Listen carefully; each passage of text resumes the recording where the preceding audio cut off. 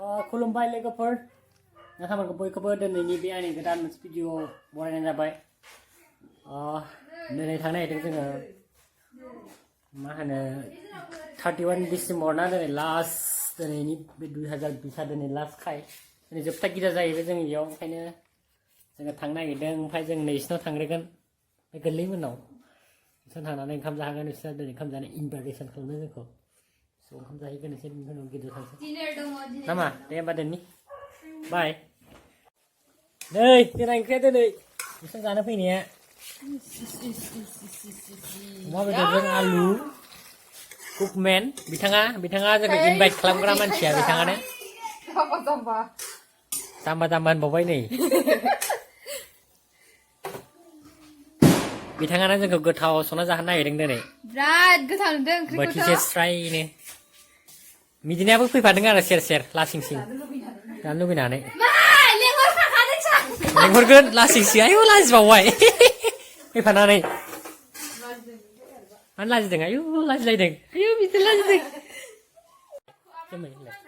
नोंथांमोना सफैबाय नै ओंखाम जासिगोन जोङो जिरायसिगोन ओमफ्राय जोङो नोंथांमोनावनो क्लिप क्लाप जोंहोबाय जोङो गेटआव थांनो नागिरदों गासै गेटआव मोनबोबाय मोननानै जेनेबा जोङो ओंखाम जासिगोन ओंखाम जानानै होनानै बिदिना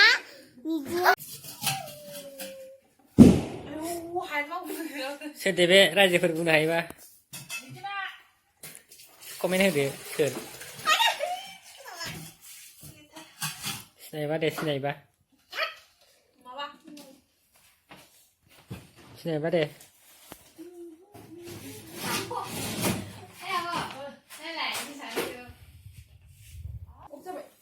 अमा बेदरजों आलु ना बाथोन लाइ रुनाय बिलाइजों आनि गोदान नै बिदिनो एकदमबारे हाथारला जानो लुगैनाया जेनेबा जाना लाग्रायनि नामा रायजोफोर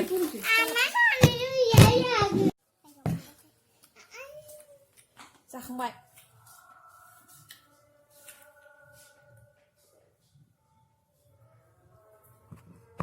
जाजोबासै मुलुग मा लांखो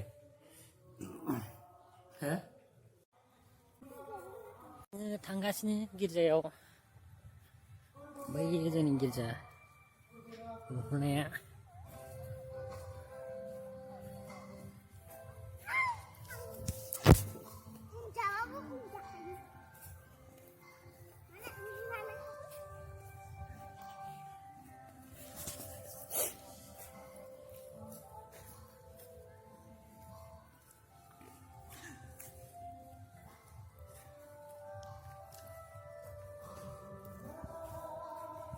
Hello लोगोफोर नै मोनफैबाय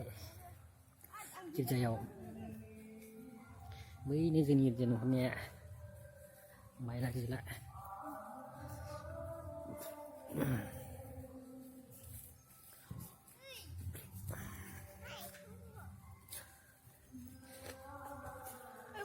मारै नांदों देग्लायनिखौ रायजोफोर एसे कमेन्ट हरदो नायनानै बेनो जोंनि गिर्जाया मारै नुखो नोंथांमोना देग्लायनि डेक'रेसनखौ फसायाखै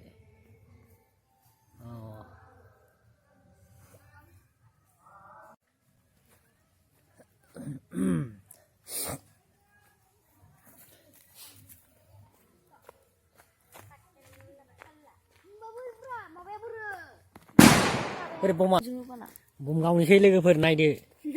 उराय होनांगौ बाला नै बमा रकेट आयौ फाग्ला होबाय बेरनाया लागाव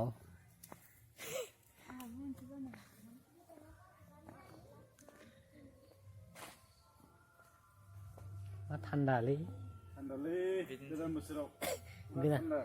गोदान बोसोरावनो थान्दा जाबा मा जागोन नै नायदो जोंनि गिर्जाखौ रायजोफोर माबायदि नुदों गिर्जायानो नै बायजोबथारबाय नैबे गोदान नुगासिनो माला जायो फैसाफ्रानो गैया माथो जानो गुदुंनो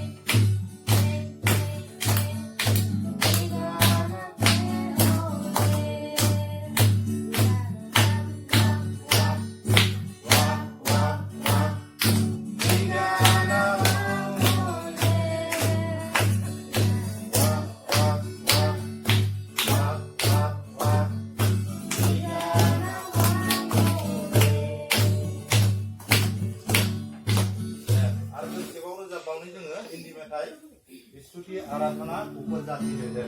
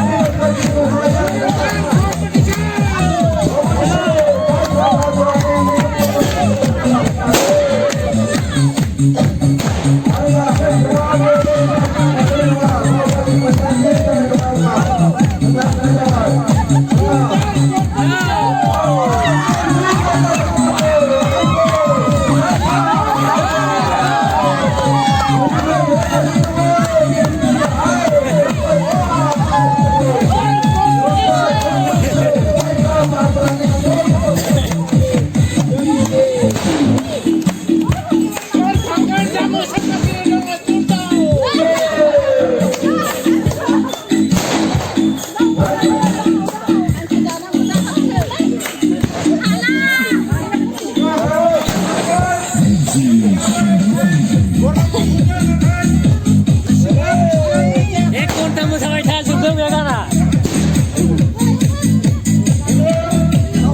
मा जाउन जादों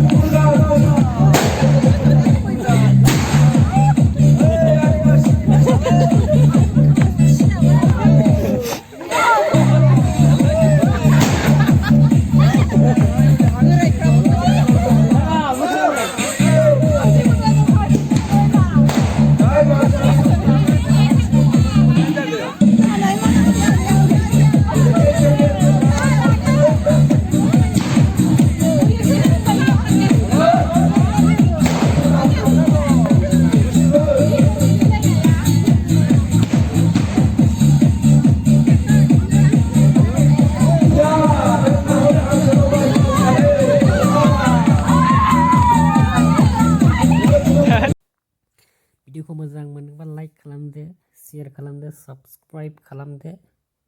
एसेनोसै भिडिअआ